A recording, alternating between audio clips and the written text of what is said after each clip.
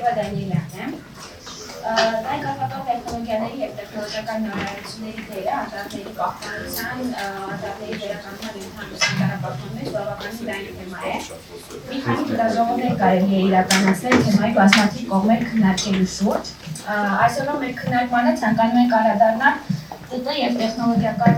նորարարությունների հետ կապված մի քանի առանցքային հարցերի, որոնք պետք է հաշվի առնվեն Հայաստանի անտառի ազգային քաղաքականության եւ ծրագրի մշակման, ինչպես նաեւ իրագործման համար։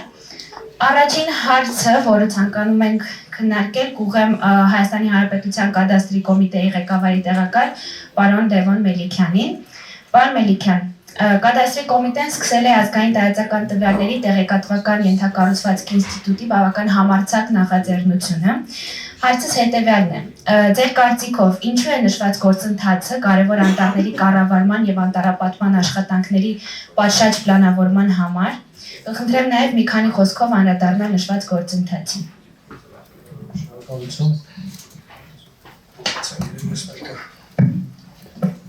Բարև ձեզ, շնորհակալություն։ Նախ եւս սկսեմ նախաձեռնությունից։ Նախաձեռնությունը մեր մոտ միտքը ցակեց պետական բազմաթիվ կադաստրների գործառույթներից, ներկայացության օրենքով հաստատված են մի քանի կադաստրները, բացի անշարժ գույքից նկատի ունեմ, եւ այդ կադաստրներից մեկը, որը պետք է վարվի, դա հենց անտառային կադաստրն է, որը կազմավորվում է անտառային կոմիտեի կողմից, կոմիտեի լիազորությունն է, եւ մենք ասենք մենք մինչև դա էլ գիտեինք, մինչև այդ նախաձեռնությունը, բայց մի քանի անգամ մենք հանդիպելով տարբեր գերատեսչությունների հետ, իմիջիալից անցած տարի ստեղ մենք առաջին անգամ երկաթեղեկատվական թեմայով կոնֆերանս արեցինք։ Այդ ժամանակ պարզ դարձավ, որ բավական քանակությամբ տվյալներ կրկնվում են եւ մեկտեղված են, այսինքն մի գերատեսչությունը կամ մի հասարակական կազմակերպությունը մյուսից կարող է նաև տեղեկացված չլինել կամ տեղեկացված լինելով հանդերձ կրկնել նույն գործը եւ մենք որոշեցինք տվյալների եւ գործառույթների հետ կապված համատեղում կազմակերպել, սկսել պետական մարմիններից, հենց կադաստրի վարող մարմիններից, նպատակը նա է, որ ամբողջ տարածական տվյալները հավաքվեն մեկ տեղում, մեկ տարածական միջավայրում, կոպիտ ասած, որպեսզի տեխնիկական եւ մարդկային ռեսուրսներն օգտագործելով կատարել ավելի արագ, ճիշտ, ճշգրիտ վերլուծություններ, ստանալ ֆիդբեքներ, մենք նախատեսում ենք նաև մասնավոր հատվածը եւ հանրային հատվածը նույնպես ներգրավել այս գործընթացի մեջ, այսինքն մի փոքր օրինակով ասեմ, եթե կան տվյալներ, տարածական տվյալներ, որոնք կան որևէ մարմնի մոտ եւ դա հրապարակման ենթակա է թե հանրային սեկտորին, թե մասնավոր, թե պետական, դա արդեն հասանելի է ավտոմատ կերպով եւ դա շատ անգամներ կարողացնել վերլուծությունը, կանխագուշակումը եւ ընդհանրապես տարածական տվյալների կառավարումը առհասարակ, սա է միտքը։ Անտառները դրա մի մասն է, որը այս դրությամբ մենք գիտենք, որ նույնքան տուժված է, կոպիտ ասած, որքան մնացած բոլոր ոլորտները, դա վերաբերում է տվյալների հավաստիությանը, ճշգրտությանը, մենք գիտենք, որ այդտեղ ահռելի խնդիրներ կան, սակայն այս համատեղումը կօգներ նաև այս ճշգրտման եւ տվյալների հավաստիության բարձրացման գործընթացին։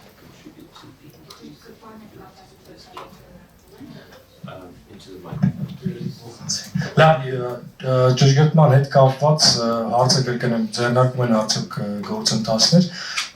Իհարկե, հիմա մեր մոտ մշակվում էր ճշգրտման նոր կարգ, կարտեզների ճշգրտման, որը հիմնված կլիներ հենց երկաթեղեկատվական համակարգի GIS-ի վրա։ Ցավոք սրտի այսօր բազային այն տվյալները դա իրավունքի մասին է, այսինքն հողամասերի, տարածքների իրավական մասին, անշարժ գույքի մասին է, այս մասը ամենակարևորն է իրավական տեսանկյունից եւ անշարժ գույքի քարտեզների ուղղման վերաբերյալ նոր կարգ ենք մշակում,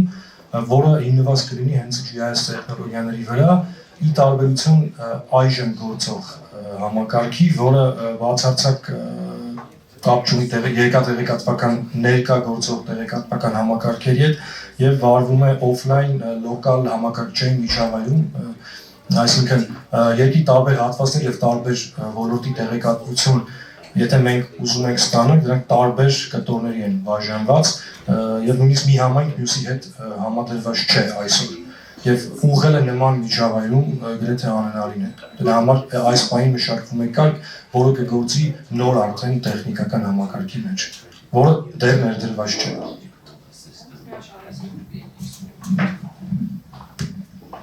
Հաջորդ հարցս ցանկանում եմ ուղղել անտառային մոնիտորինգի կենտրոն ՊՕԱԿ-ի փոխտնօրեն պարոն Արման Ավագյանին։ Պարոն Ավագյան, ո՞րն է ձեր կենտրոնի մանդատը։ Ձեր կենտրոնն ինչ տարածական տվյալներ եւ մշտադիտարկման կարողություններ ունի եւ թե ինչն է պակասում, որ արժե հաշվի առնել մշտադիտարկումը բարելավելու գործում։ Նորից բարև ձեզ։ Անտառային պետական մոնիտորինգի կենտրոնը ստեղծվել է 2005 թվականին եւ նպատակը մոնիտորինգի կենտրոնի ստեղծման նա էր, որ անտառներում եւ անտառային հողերում իրականացնել մշտադիտարկում ուսումնասիրություններ, որոնք կվերհանեն այն բոլոր խնդիրները, որոնք գոյանում են մարդացին եւ բնական տարբեր ներգործությունների արդյունքում անտառային համակարգի վրա եւ ընդհանուր գլոբալ առումով աջակցություն, օգնություն անտառների կայուն կառավարմանը, եթե հարկերճ ասեմ, իսկ հաջորդ հարցը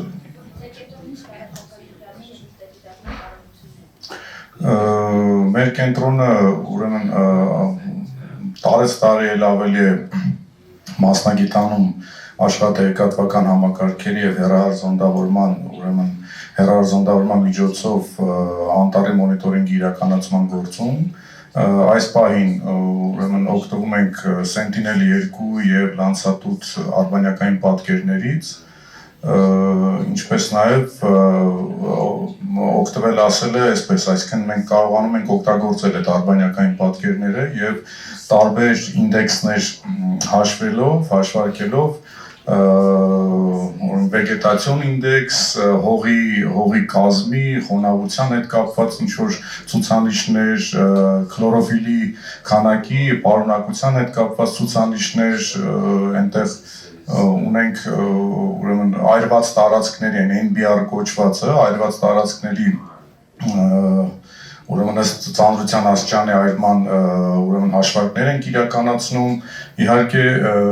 մենք նաև փորձում ենք նորարարություններ այս համակարգում, հենց հիմա աշխատում ենք մի ծրագրի վրա, որ նույն աշխատատեղեկատվական համակարգերով եւ հեռարձակվորմամբ կարողանանք կանխարգելիչ ուրեմն հրդեհների մասով կանխարգելիչ միջոցառումների ուրեմն միջոցառումներ իրականացնել եւ կանխարգելել այն տարածքների հրդեհները, որոնք որ հրդեհավտանգ են, այսինքն ստեղծել մի քարտեզ, դա ապագայի ուրեմն մեր նպատակներից է ստեղծել մի քարտեզ, որը որ ամեն տարի մենք ունենանք քարտեզ տվյալ տարվա հրդեհավտանգ գոտիների։ Այսինքն այն, որ միայն մենք հաշվարկում ենք հրդեհված տարածքները, դա բավական չի, որովհետև արդեն այրվել են այդ տարածքները եւ մենք ոչնչով էլ չենք կարող օգնել, բայց մենք կարող ենք ուրեմն մեխանիզմներ կիրառել եւ հասկանալ հրդեհավտանգ տարածքները, որոնց մասով ձեռնարկենք որոշակի միջոցառումներ, որպեսզի այդ հրդեհները կանխենք։ Շնորհակալություն։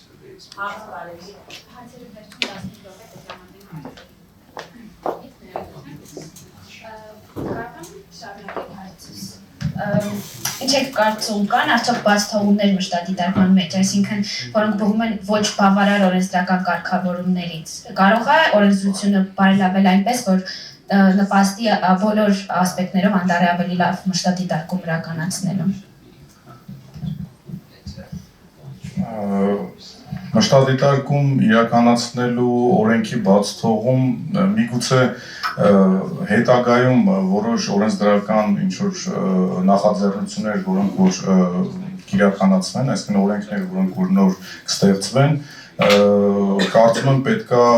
մի քիչ շատ ուշադրություն դարձնեն կոնկրետ հեռահար զոնդավորման ու աշխատակազմական համակարգերով ստացված ինֆորմացիայի վրա եւ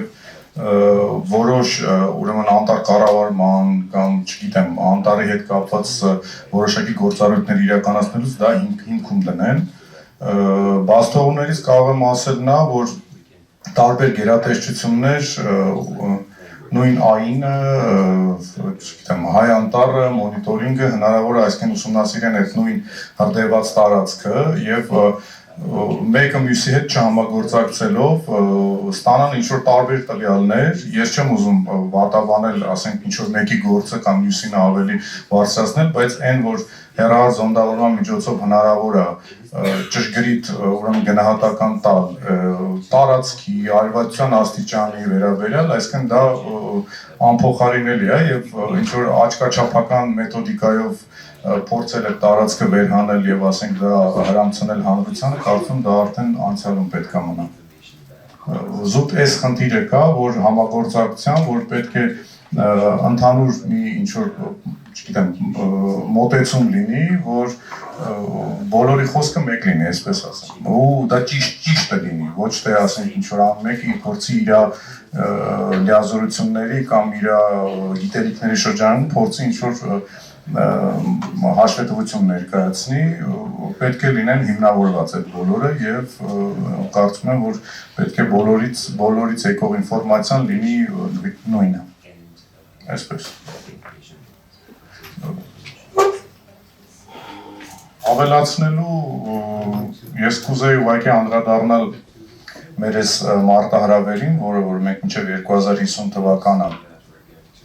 ուզում ենք մեր անտառածածկը կրկնապատկել, ասեմ, որ այս գործում նույնպես հեռահար զոնդավորումը եւ աշխատակազմական համակարգերը իրենց կարևոր դերն ու նշանակությունը ունեն։ Մենք ունենք փորձ, իհարկե աշխատակազմական համակարգերով մի այլ ծրագրով իրականացնում ենք աշխատանք Վայոց ձորի մարզում, ուրեմն խաղողի հնարավոր այգիների ստեղծման, ուրեմն տարածքների վերհանման, որը որ բավականին հաջողությամբ իրականացվում է, ես ինչու եմ ես զուգահեռ անցկացնում, որտեղ մենք պետք է ընտրենք տարածքներ, որտեղ որ պետք է անտառապատենք։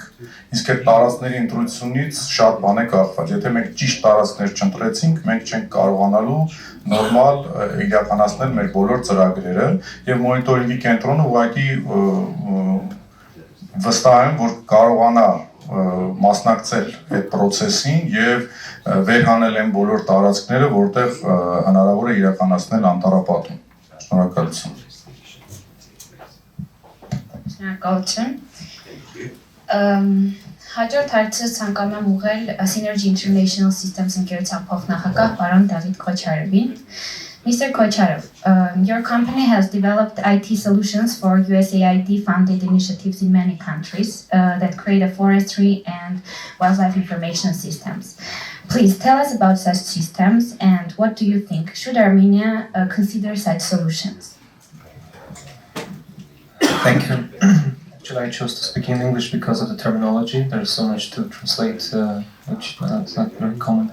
So the system that was developed by Synergy in Peru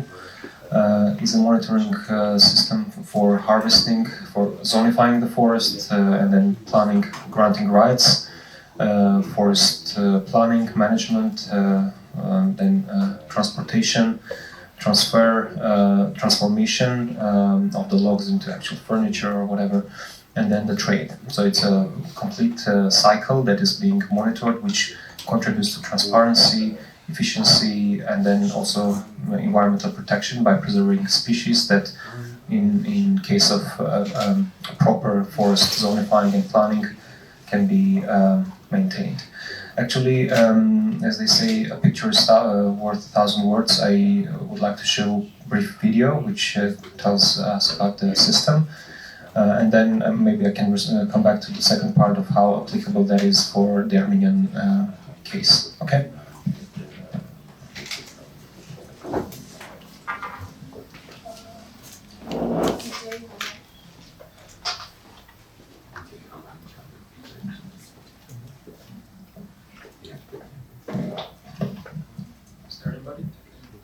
video.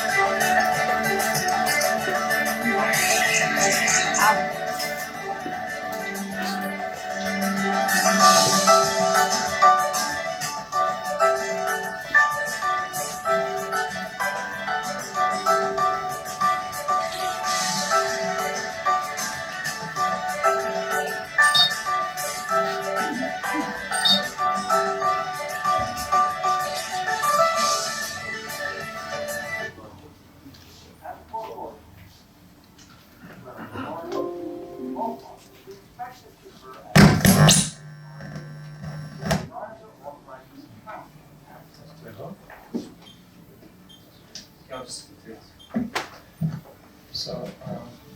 I don't know if the subtitle. Products are sold on the local market or delivered to the port of Callao for export. Thanks to SNIFFS efforts and the support of the USA, Peru now has a tool that enables the government to track wood from the source to the point of sale, increasing the profitability of the legal timber market, making it stronger and more sustainable, and helping to ensure that resources from the Amazon jungle are used responsibly, a priceless legacy for future generations.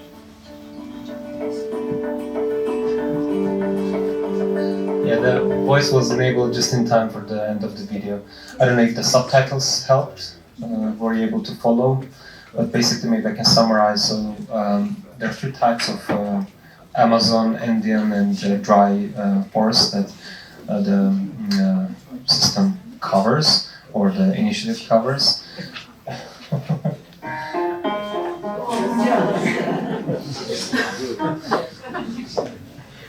It's a fun funny. You're showing that technology and technology doesn't work. But what else to say? So this system is managed by CERFOR, that's the National Forestry and Fauna Service of Peru. You heard probably recently the fires in Amazon, which actually devastated a lot of area. And then coming back probably to the question how applicable this work is in Armenia. Definitely it is, although the scale is probably smaller in Armenia, but we have Danielyan National Park, we have Hydrick National Park and other zones where proper zoning, planning of the forest, and then tracking the entire process from the logs being transported, and then once they become, and then trade and the entire cycle. This type of systems bring transparency and efficiency and also accountability that also contributes not directly but indirectly into the combating the illegal timbering as well. So, and then we have expertise. Being an American firm, we maintain a large subsidiary here in Yerevan. So we have experts who have been traveling from Yerevan all the way to Lima, to Peru, and then to the forest sites, so they can happily contribute their expertise for their own country.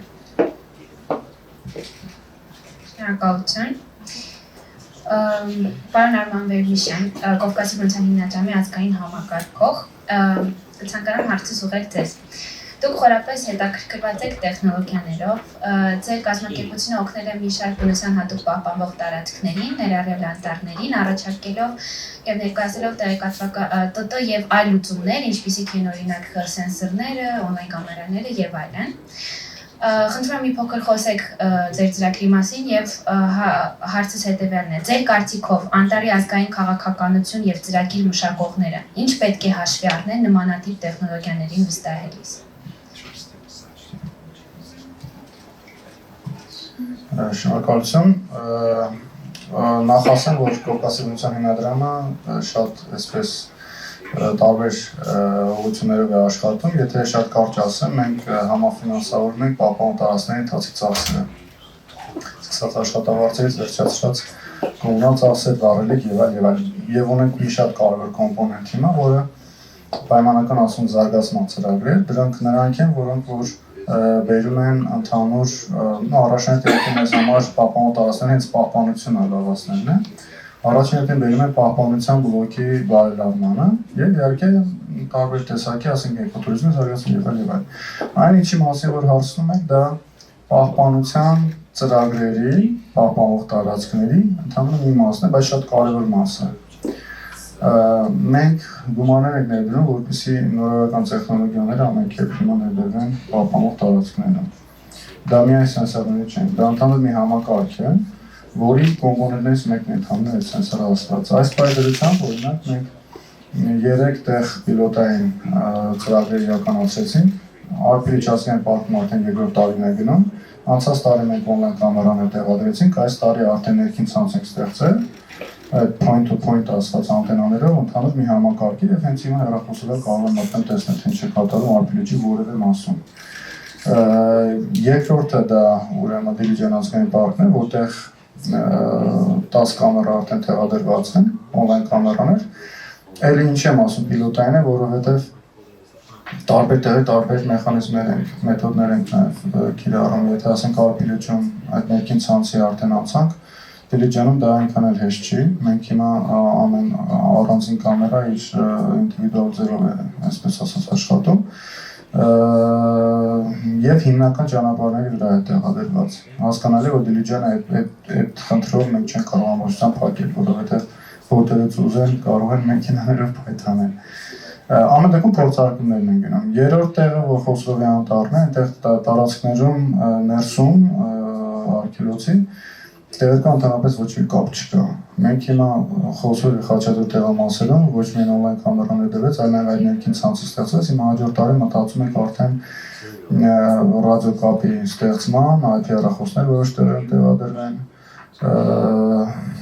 Եվ իհարկե այս համակարգին մտածում ենք միացնենք ֆոտոթագավորները հետագայում։ Գիտեք, տեխնոլոգիաները շատ արագ են զարգանում, մենք փորձում ենք որքան հնարավոր է համակարգային լուծումների հիմա տանք եւ ինչ որ նորարարություն կմտնի, անմիջապես ներդնենք մեր համակարգի մեջ։ Դա այդ ներքին ցանցերին շատ ենք հիմա ուշադրություն դարձնում։ Երկրորդ տարի արդեն հաջորդ քայլով մտածում ենք անօթաչու սարքերը հատուկ ծրագրավորված կիրառել, այսինքն որտեղ որ կարիքը լինի, անմիջապես ուղարկենք անօթաչու սարքերը։ Իհարկե նաև որոշակի պարբերականությամբ կարող են այդ անօթաչու սարքերը նաև այսպես ասած ռեյնջերություն անել։ Բայց այս ամբողջը կլինի էլի կիսատ, եթե չլինի մի ընդհանուր համակարգ։ Մենք նաև արդեն մոտ 1 տարի անց առաջարկել ենք նախարարությանը, որպեսզի ստեղծի այնտեղ մոնիտորինգային կենտրոն, մենք էլ գումար տրամադրել ենք եւ արդեն սերվերը ամեն ինչ կնված է։ Հիմա հաջորդ քայլով պետք է այդ ամբողջը տեղադրվի նախարարությանը, լինեն մարդիկ, մոտավորապես, այսպես պայմանական եթե ասեմ, Երևանում մեքենաքշորը շատ լավ είναι security dream ասած ինչ բան է, նստած են մարդիկ եւ մոնիտորներով հետեւում են փողոցների միջև կատարում։ Պատկերացրեք մոտավորապես այդ կարգի իրավիճակ եւ մարդիկ նստած եւ հետեւում են պահպանության միջև կատարվելու։ Թե ինչ կարգի կարևորություն սա ունի, կարծում եմ բոլորս համար է բարձր։ Նախարարինը մենք ունենում ենք արդեն նորովի կառավարվող պահպանող տարածքներ նոր տեխնոլոգիաներով, որը նշանակում է, որ մենք կարող ենք շատ արագ ավելի արձագանքել, թե ինչ է կատարվում։ Սա մեկ։ Օնլայն կամերաները դա եւ ծուխ, եւ ձայն, եւ լույս հնարավոր է։ Իհարկե սահմանափակումներ ունեն, այնպես չի, որ այդ կամերաները թվալեցին եւ վերջ բոլոր հարցը լուծվեց, բայց բավականին հետաքրքիր լուծումներ կարող են տալ։ Երկրորդը մենք էականորեն փոփոխելու ենք բյուջեները, այսինքն ծախսերի վերաբաշխման հարցը առաջանում, որակական լրիվ նոր չափանիշներն արդեն դրվում, թե ինչպես պետք է կատարվի ռեյնջերությունը տարածքում։ Երրորդը դա այն է, որ սա նաև բերում է շատ լուրջ թափանցիկության աշխատանքների։ Հիմա բնականաբար այստեղ անվստահության հարց չկա, բայց չես կարող հստակ իմանալ ով մտավոր դուրս եկավ տարածքներ, ինչ պարբերականությամբ եւ այլն։ Այս պարագայում մենք արդեն որոշակի թափանցիկություն կարողանում ապահովենք։ Այս համակարգի կոմպոնենտներից մեկը ձեր ասած սենսորներ եւ այլն, որտեղ որ կարիքը կա, տեղ կլինի, այո, եթե պետք լինի, կարելի է դնել։ Մենք օրինակ անցած տարի փորձարկումներ արեցինք Դիլիջանում մի սենսորի, որը որ ձայնով էր աշխատում, ցավ սրտի լավ արդյունքներ չտվեց, 50 մետրից ավել չէր կարողանում բռնել։ Բայց լուծումները զարգանում են, մի կազմակերպություն էլ առաջարկեց իր լուծում, բայց այնքան թանկ էր, որ ուղղակի անիմաստ է այդքան գումար ներդնեն դրա վրա, Ֆոտոթակարդը ինչպես ասեցի, մի կոմպոնենտ է, կարող է նորարարություն ինչ-որ լինի, որը ևս այս համակարգի կարող է միանալ։ Որոշակ ասնողների խնդիրը ուղղակի քայլելն է ժամանակի հետ եւ այս լուծումները ճիշտ կիրառել այսքան։ Ես ավել բան չեմ կարող ասել, որովհետեւ փառկասու այս պայմանությամբ այնքան լուծումներ կան, եթե ցանկությունը լինի, բնականաբար տեխնիկան եւ տեխնոլոգիան իր հետ կարող են շարժվել։ Ասեմ դες այս կարգի լուծումներ ներդնելը նաև ճիշտ է մեծ գումարներ է որոշ դեպքերում պահանջում, այլ դեպքերում պատկերացրեք այնքան էլ թանկ չի։ Եթե համեմատում ենք, չեմ ուզում թվերի մեջ շատ խորանալ, բայց եթե ասենք համեմատենք օրինակ տարեկան թե ինչքան գումար են տրամադրում մեքենաների գնմանը, մեքենաների սպասարկմանը, վառելիքին, ռեյնջերների աշխատավարձերին, որ հիմա ինչպես է արվում ռեյնջերությունը։ Ռեյնջերություն չի, նույնիսկ տեսչական աշխատանք չի, ուղղակի աշխատողներ են, որոնք որ նստում են մեքենան, ասում են դե լավ գնանք տեսնենք ինչ կա անտառում գանք։ Ու միլիոններ է գնում դրա վրա։ Բայց զուգահեռ երբ որ դու համեմատում ես թե ինչքան գումար ես ներդրում ասենք նոր տեխնոլոգիաներին, տեսնում ես որ բավականին արդյունավետությունը բարձրանում։ Իհարկե առաջին պահպանությունը առաջին գումարը չէ, բայց նույնիսկ ֆինանսական տեսանկյունից ակնհայտ է դառնում, որ սա ոչ թե ապագան է, սա ներկան է։ Մի քիչ շատ խոսեցի երևի, այսքան։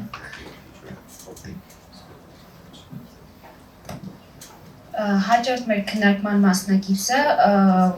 պարոն Langdahl-ը, բնության պահպանման միջազգային միության Արևելյան Եվրոպա եւ Կենտրոնական Ասիայի տարածաշրջանային գրասենյակի ծրագրի պատասխանատուն է, Melikyan IUCN։ Հարցս կցանկանամ ուղղել ձեզ, Mr. Langdahl. You're working on a project that is looking to develop remote sensing tools to police environmental violations. What are the global trends in this direction? How fast can we apply such solutions to fault monitoring in a country like Armenia, where we may have relatively infrequent satellite images? Thank you for the question. I'm working on a project which is coming from the EU under the Horizon 2020 umbrella, and it's sort of an innovation project that's working to make a stronger connection or a link between the use of Earth observation, remote sensing data techniques, and environmental law enforcement. So they can be anything from lawyers to people working in policy, and even to help inform field officers as to which areas may be in high need of patrolling, for instance. And this project comes exactly because we saw some global trends that the sort of global availability of data is growing with the number of satellites, and the quality is always going up with new satellites and new capabilities. But we saw that that in the environmental law enforcement sector, there was not a high degree of use. So we saw there was a lot of potential for increasing the use of these techniques in the law enforcement sector. So this was sort of a project responding to those global trends, and I see those trends as continuing. I mean, the data we are using now is freely available from the EU, from the Sentinel satellites under the Copernicus program. So the real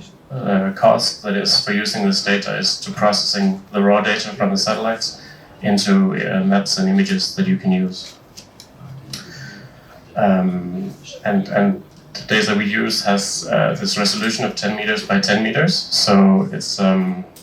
pretty good for a lot of things, but there are also things that you need higher detailed images for. But on a commercial level, which is of course more expensive, you can get data all the way down to, I think, 25 centimeters by 25 centimeters. So you can imagine all the details you can capture with that. And I think there is a growing interest in using these techniques, as we've also heard, and we also heard from the Forest Monitoring Agency that they also want to use the Sentinel data, I think from next year. And I think there is also more interest in getting it incorporated into policy levels. So I think the trends are that this will become more and more integrated. In terms of the speed, I mean, a lot of the images and stuff you can get from Earth observation is already really well developed and available. I think the real obstacle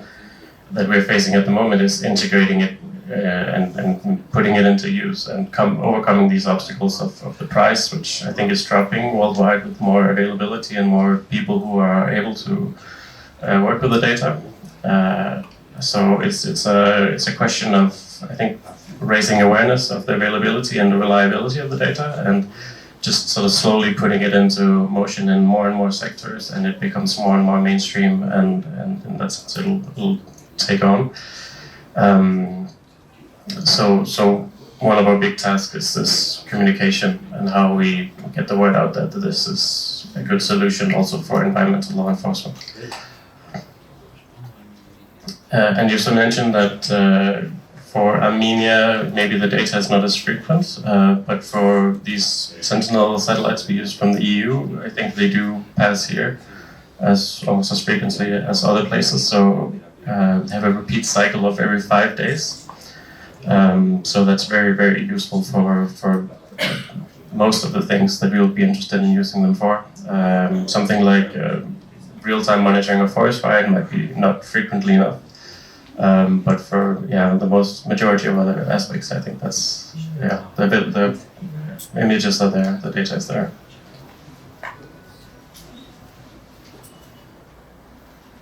Yeah, I think that's it. Հաջորդ քննարկման մասնակիցը պարոն Հիդրիկն է, Metropolitan-ի տարածքի պլանավորման խորհրդի ԱՏՀ ադմինիստրատորը. Mr. Hydrick, can you please share with us your suggestions on how some of these mentioned solutions can be applied to urban forests, and what policy and capacity significance these solutions could have? Sure. Thank you very much, Yeva, for the question. So we've already heard from a few other speakers and commentary in the conference about the importance of urban forests. Dr. Omri Bonner spoke about it earlier today, and there were some questions about it yesterday about the forest in Yerevan.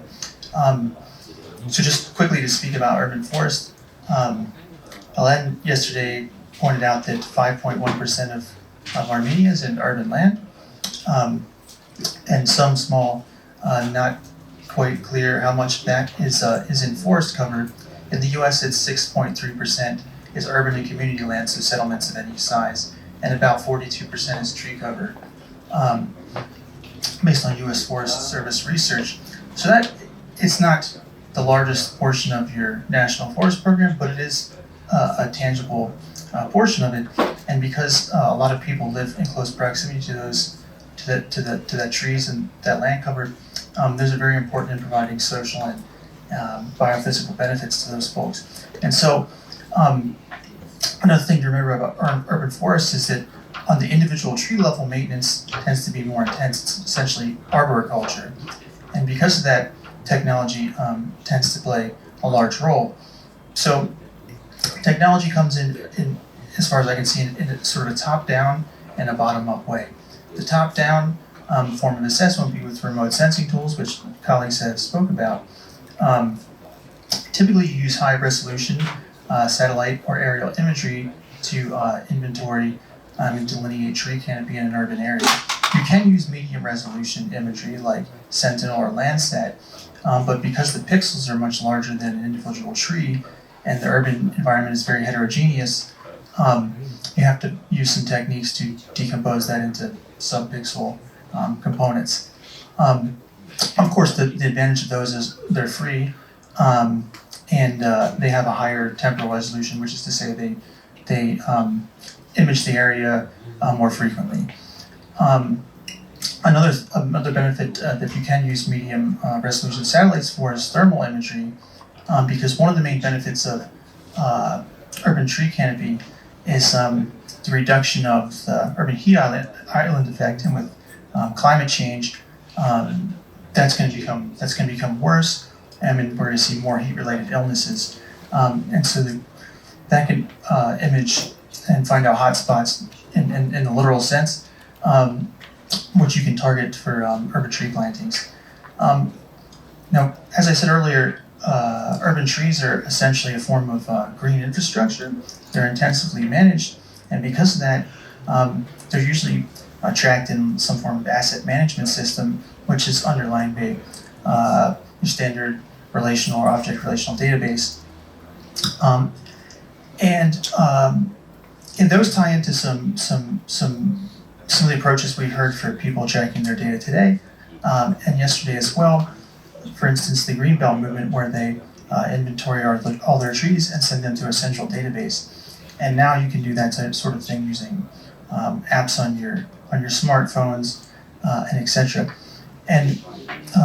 the current sort of trend and cutting edge in this field is to crowdsource, which is another theme we've heard a bunch during this conference, because essentially, a handful of inspectors only have so much labor power. So by crowdsourcing, making some public-facing web applications, see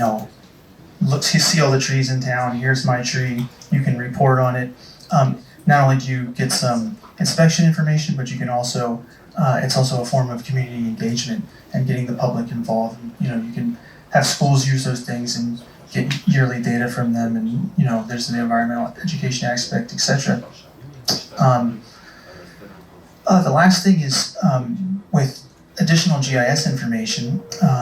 you can do some decision support in terms of site selection. So that's pertinent to both urban and traditional forestry. So just as the question came up, where are we going to plant 10 million trees? Similarly, urban environments, you can't just plant anywhere. So it helps to have very good cadastral data with high spatial accuracy, as well as land use and land cover data. And if you can get it, data on utilities, underground and overhead utilities, so you can avoid those, etc. As far as policy, two things that I would like to mention are themes that could apply to both urban forestry or any form of forestry, is that open data is extremely important, sharing data, and we've heard that also from colleagues in the panel. And with regards to urban forestry in particular, it's not just ensuring that you have really good connections and essentially seamless sharing of data horizontally between national government agencies, but also vertically with different levels of government, because oftentimes it's municipal forest agencies that manage the data on their trees and utilities and things like that. I believe actually that's what Minister Melikyan said yesterday, that the city manages the urban forest in Yerevan. So that's important, and also sharing that data publicly so that NGOs, private individuals, the private sector, architecture and engineering firms can get access to that data, and we can achieve that sort of cross-sectoral collaboration, which has also been a theme of the conference. The last thing I wanted to say was that IT is very fast-moving, and that's just kind of the nature of it, and that's what everyone thinks about. But I would like to say that thinking long-term is also extremely important, especially with regards to data, the data that underlies your efforts. In this case, planting trees. Trees are a long-term investment. They take a long time to mature, and your data is essentially a shadow of the actual object. That's also a long-term investment and something you want to track over time. Tree survival is very important for urban forests. They tend to have a high mortality rate, and you don't plant a bunch in one spot and hope one or two survive. You plant one, and if it dies, then you have to start all over again. So survival data is very important. Most tree survival studies have looked at very small sample sizes and very narrow amounts of data, and the U.S. Forest Service has even called for more collaboration between scientists and managers who track data on the trees that they plant. So keeping longitudinal data is very important, and I'd like to throw a shout out to ATP for that. They've been monitoring their trees for 25 years, and they have an exceptional database on that. So keeping in mind the long term is important as well. Շնորհակալություն, ինձ թվում է մնացած ժամանակը կարող ենք տրամադրել հարցերին։ Ես հիմա փոխանցեմ հարցը։ Մնացած հարցերը կարող ենք գրել հավաքել, ունենք այդ հնարավորությունը գրավոր հարցեր ընդունելու։ Փորձեմ ինչքան հնարավոր կարճ կապել։ Փորձեմ ինչքան հնարավոր կարճ կապել հարցը։ Նախավարժում հարցուել պարոն Melikyanին, շատ ողջունել է կադաստրի բարման նոր մոտեցումները, ձեր առաջ քաշած մոտեցումները։ Ինձ հետաքրքիր է որոշակի կադաստր վարվում է բնական ռեսուրսների համընդհանուր համապարփակ տրամադրման մասով, այսինքն կա պահուստ, կա տվյալների հենքի գոնե նախագիծ, որտեղից որ բոլոր մասնակիցները կարող են օգտվել տվյալներից, եւ քանի որ այս օրերի ընթացքում բավականին շատ խոսվեց տարբեր տեսակի տվյալների մասին, խոսեց այն մարտահրավերների ու նախաձեռնությունների մասին Հայաստանի անտառների կրկնապատկելու հետ կապված, շատ կհորդորեի ու նաեւ հարցս տուղեի նաեւ ձեզ, որ շատ ուշադիր լինեն բնական էկոհամակարգերի նկատմամբ, արդյոք վերլուծությունները դրա հետ կապված կադաստրի հետ համագործակցելով, մնացած բոլոր պետական կառույցների հետ համագործակցելով, արդյոք վեր են հանվում այն բոլոր տարածքները, որտեղ որ իրապես արժի տնկել ծառ եւ չեն խոչընդոտում մնացած տեսակներին, որտեղ շատ է խնդիրներ այստեղ, չեմ ուզում շերտերով անդառնամ, ինչպես է կատարում այդ տարածքների վերհանումը, ով պետք է անի դա, հասկանում ենք, տարածքները քիչ են։ Շնորհակալություն։ Ուրեմն անդրադառնամ պահպանվող տվյալներին սկզբից, քանի որ կադաստրի կոմիտեն ներկայումս լիազոր մարմին է միայն անշարժ գույքի, սակայն ինտեգրման արդյունքում կլինի լիազոր պահպանման մնացած բոլոր տվյալների, այսինքն հետևանքում պահպանված կվարվեն համապատասխան լիազոր մարմինների կողմից։ Տեսեք, մենք տեղեկություններ ունենք այնքանով ինչքանով ունենք, այսինքն մենք լիազոր չենք բնական պաշարների հետ կապված տվյալների այս պայմանությամբ, չենք պահպանում այդ տվյալները, սակայն մեր ինտեգրված կադաստրի այդ միջգեոդեզիական քննարկումներից մեկի ընթացքում պարզեցինք, որ օրինակ ֆլորայի, ֆաունայի հետ կապված մենք չունենք տվյալներ ընդհանրապես։ Ուղղակի այդպես բացահայտվեց, այսինքն որ մենք չհավաքվենք, չքննարկեինք, չենք իմանա։ Որքանով տեղյակ են բնական պաշարների մասին կադաստր վարվում է ինչ-որ մասնակիորեն, այսինքն դա ժառանգություն է ունեցած ինչ-որ տվյալների, ռեգիստրի ինչ-որ, եթե կարելի է այդպես անվանել, եւ համատեղված չէ այս պայմանությամբ կոնկրետ ինչ-որ տեղեկատվական համակարգի վրա տարածական, այսինքն մենք ունենք թույլտվություններ հողօգտագործման, մենք ունենք ինչ-որ տարածքի նպատակային նշանակություն, մենք ունենք բնական ծածկույթ, դրանք համատեղված չեն, դրանք շատ հաճախակի դեպքերում չեն համընկնում ընդհանրապես։ Նպատակը հենց ինտեգրելու այս ամեն ինչը հենց նա էր, որ մենք միանգամից վեր հանենք, այսինքն թե ավտոմատացված ծրագրային միջոցներով, թե ուղղակի երբ որ տալիս ես թույլտվություն հողօգտագործման, միանգամից դու տեսնես, այսինքն որոշումների կայացման ժամանակ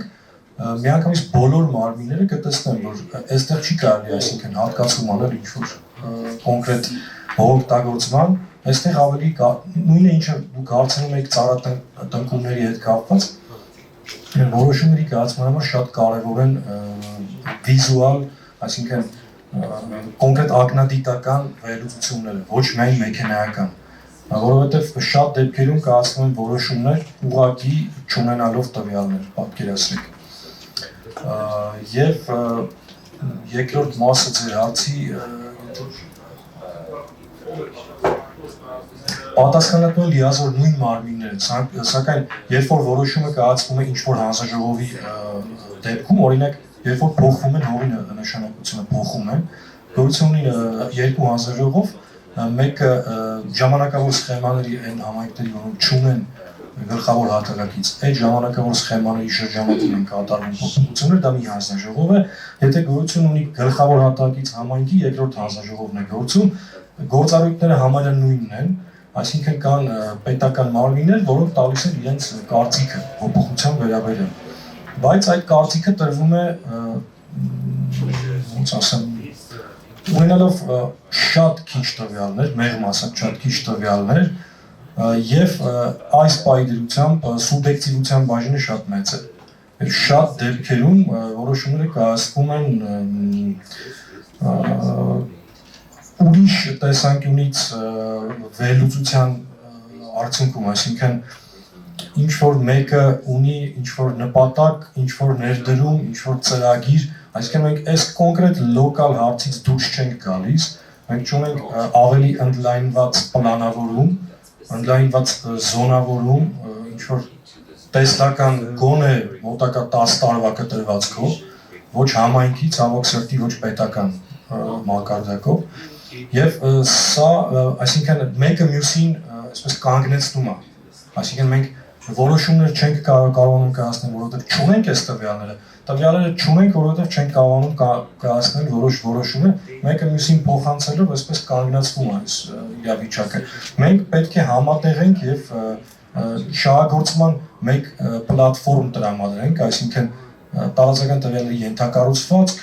ստանդարտներ տարածական տվյալների, բայց վարելու են նորից լիազոր մարմիններ, թե ոնց կվարեն, ճիշտ ասած, այս պահին պատկերացում չունեմ, բայց ամեն ինչ կարելի, որ այն ինչ որ մարդիկ չունեին դա վարելու համար, այն ունեն այսօր։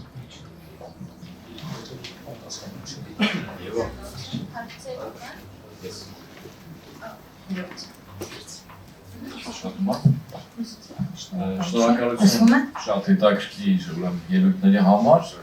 Ես քանի որ շատ թեթև յումոր եմ ունեցել այս ոլորտի զարգացման համար, այդ մասով ուզում եմ որոշակի լրացում անել, եթե թույլ կտաք։ Տեղեկատվական տեխնոլոգիաների մասով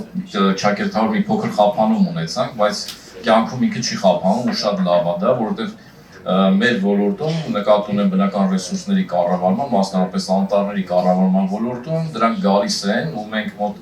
պլյուս մինուսով 15 տարի արդեն Հայաստանում բավականին լուրջ փորձ ունենք հեռարձողումավորման, աշխարհատեղեկատվական համակարգի, GIZ-ի աջակցությամբ անտառների կառավարման տեղեկատվական թեթև համակարգ արեցինք, որովհետև գումարային խնդիր կար, բայց ինքը աշխատող գործիք է տարեկան պլանավորման, բայց ուրեմն նայեք, տեղեկատվական տեխնոլոգիաները գալիս են, ուրեմն ծախսատարություն են նվազեցնում, արդյունավետություն են բարձրացնում, բայց ամենակարևորը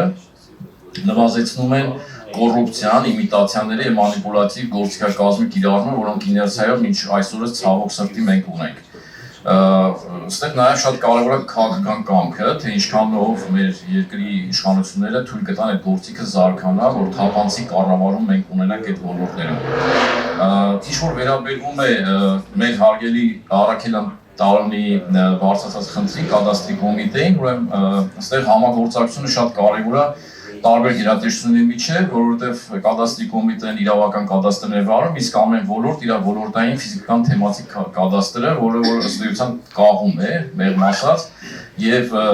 միասնական տեղեկատվական համակարգ հույս ունենանք ապագայում, մինչ այդ ասեմ, որ մասնավորապես անտառների վերականգնման մասով մեր մոտ բավականին թյուր ըմբռնում կա եւ կա տեղեկատվության խիստ պակաս, որովհետև հաշվարկած տարածքները արդեն իսկ առկա են, կան ուրեմն միջազգային համապատասխան հարթակներ on-line,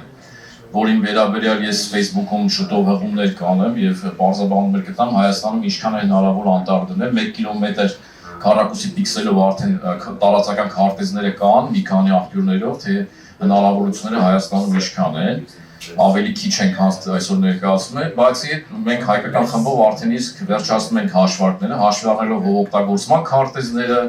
հուսածածկի կամ այսպես կոչված հողածածկույթի քարտեզները, կլիմայական քարտեզները, սահմանափակող գործոններ կա, ջերմաշրջանը, Հայաստանը լեռնային երկիր է, կա վերին գոտի, որտեղ որ ջերմաշրջանը ուրեմն սահմանափակում անտառի բարձրացմանը, որովհետև շատերը չգիտեն, որ ասենք վերևի արոտավայրերը անտառի այնտեղ հնարավոր չի անտառ աճացնել, որովհետև ջերմաշրջանը թույլ չի տալի, քիչ է ջերմաշրջանը, այնտեղ վեգետացիան ավելի կարճ է։ Կամ ներքևում անապատային, կիսաանապատային գոտում տեղումներն են քիչ, բավականին ուրեմն խնդրահարույցը եւ մարտահրավերները շատ։ Եվ բավականին այլ շերտեր կան, որոնք հաշվարկվել են այսօր եւ ըստ էության մենք ունենք տարածական քարտեզ, որը ցույց է տալի Հայաստանում մենք ինչքան վերականգնում կարող ենք անել, ինչքան անտառապատում կարող ենք անել եւ ինչ ինտենսիվությամբ հատումներ կան Հայաստանում, մոնիտորինգի կենտրոնը այսօր ի վիճակի է այդ ամեն ինչը նաեւ անել, կան նաեւ անկախ փորձագետներ եւ կառույցներ, որոնք դրանք եւս անում են, այնպես որ Հայաստանում բարեբախտաբար մենք ունենք այդ ամենը եւ այստեղ հարց բարձրացվեց ուրեմն ՏՏ-ի նշանակությունը քաղաքականության մշակման, անտառային քաղաքականության եւ ռազմավարության մշակման, ինչպես նաեւ մյուս ոլորտներում այդ նշանակության մեջ ասեմ,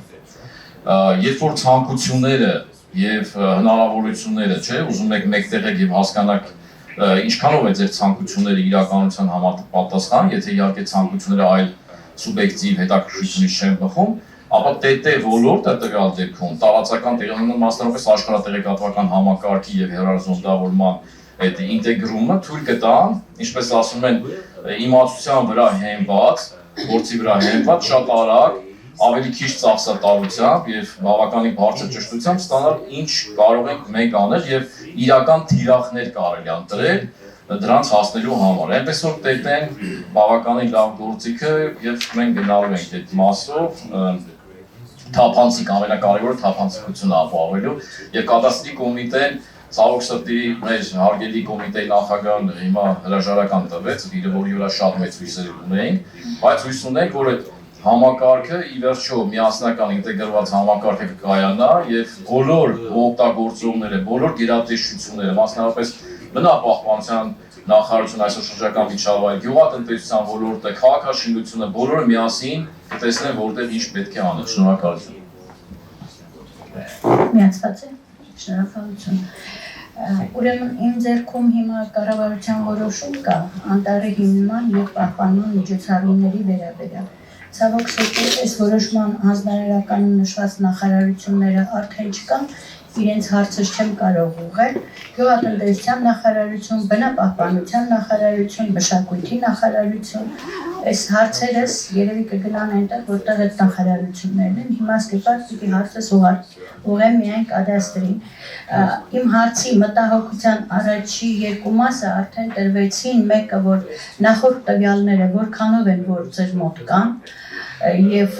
մենք ցավալի փորձ ունենք, հիմա քաղաքապետարանին դիմում ենք, ասում են մենք նախորդ քաղաքապետարանի իրավահաջորդը չենք, տվյալներ չունենք։ Հիմա եթե կադաստրն էլ հանկարծ ասի մենք նախորդների իրավահաջորդը չենք, տվյալներ չունենք, ես հաստատ կկախվեմ, ինձ հիշեք, ինձ մեծ դուքով տեսած մարդիկ կրեմ։ Ուրեմն ես հիմա տամ ձեզ, այս որոշումը 2003 թվականի մարտի որոշում է, նշել եմ անտառի մասին, հա, արծստան, չէ, ձեզ եմ տալիս, որովհետև մյուս նախարարությունները չկան, հա, մյուս նախարարությունները բնապահպանություն չեն, ասում ենք բնապահպանության հարցը չենք անում։ Խոսքս, ուրեմն երկու օր առաջ մենք տեսանք Դիլիջանում Հրանտ Դինքի անտառը, որի որոշումը, հիմնադրման որոշումը եղել է 5 տարի այդ որոշումից ուշ, եւ անտառը իսկապես հիանալի անտառ էր ու իսկապես անտառ էր արդեն։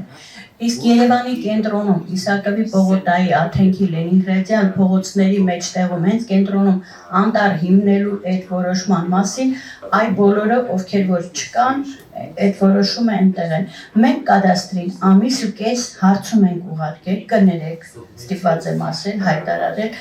եւ հարցս դրան է, ամիս ու կեսը արդեն 3-րդ գրավոր հարցումն ենք ուղարկում տեղեկատվության ազատության մասին օրենքի համապատասխան եւ Օրհուսի կոնվենցիայի պահանջների համապատասխան, որ մեզ տան կադաստրային տվյալներ այդ տարածքի վերաբերյալ, ամիս ու կեսը չենք ստանում։ Խնդրում եմ ասեք, ներկա տեղեկատվական տեխնոլոգիաների հնարավորության պայմաններում ինչքան ժամանակ, քանի ամիս է պետք կադաստրին մեզ այդ տվյալները տալու համար։